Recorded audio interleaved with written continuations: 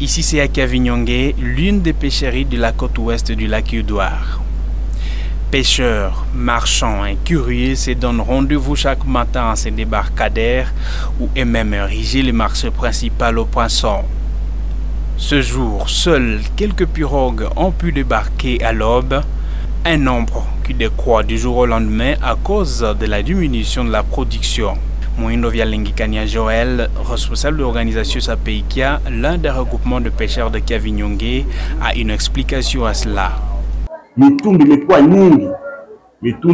nyingi ambayo inavua samaki.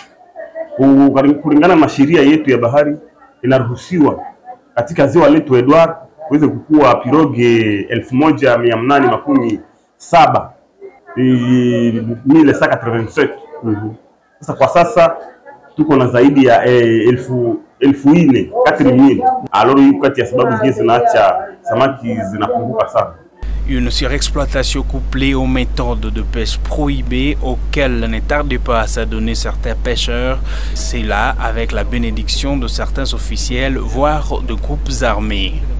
De pêcheurs en quête de survie n'hésitent pas à recourir aux filets de petites mailles ainsi que de moustiquaires imprégnés d'insecticides, pêchant ainsi dans de frayères où ils capturent des alevins. D'autres menaces pèsent sur le lac Edouard, entre autres l'exploitation pétrolière que le gouvernement congolais prévoit entreprendre dans le bloc 5, lequel bloc comprend les lacs Edouard et le parc national de Virunga. Une manœuvre que dénonce Josué Mukura de la Fédération de pêcheurs individuels du lac Edouard. Avec l'exploitation du pétrole dans les lacs, probable exploitation du pétrole dans les lacs, nous ne voulons pas de ça, puisque c'est mettre notre vie à danger. Et surtout que le lac Edouard et ses ressources halieutiques restent l'unique moyen de subsistance d'une grande population. Donc c'est ce qui laisse que nous existons sur la terre. Mais alors aussi, le gouvernement congolais n'a pas droit de mettre à vente aux enchères du bloc pétrolier 5 dans le lac Edouard, car le lac Edouard fait partie intégrante du parc national de Virunga et il est interdit. Si on continue à le mettre à vente aux jachères, reste une menace pour l'écosystème aquatique dans le rift albertain, mais aussi une menace permanente contre les communautés locales, de génération en génération. Pour lutter contre la surpêche ainsi que contenir la demande aux poissons, la coopérative de pêcherie de Virunga, Copevi en sigle, a mis en place la pisciculture.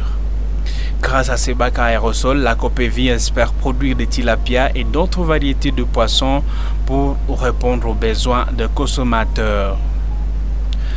En ville de Butembo, une agglomération dont la production du lac Edouard ne satisfait plus la demande, le chercheur Toussaint Mourossi a déjà entrepris la production de poissons dans sa propre parcelle.